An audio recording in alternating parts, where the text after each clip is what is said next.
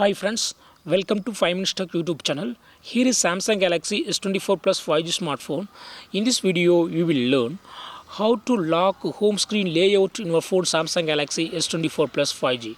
First of all, go to the settings of your phone here, then go to home screen, and here just to turn on the button against lock home screen layout, so that it will prevent items on the home screen from being removed or repositioned. Okay, go to home screen and see here.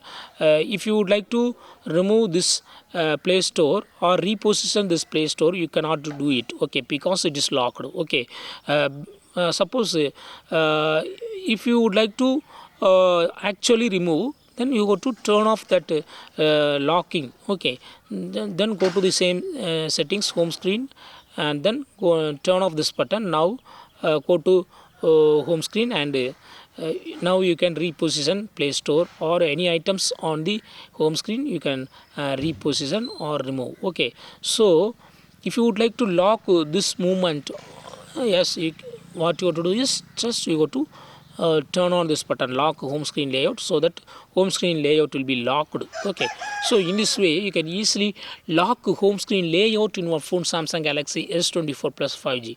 That's all friends, thanks for watching, bye.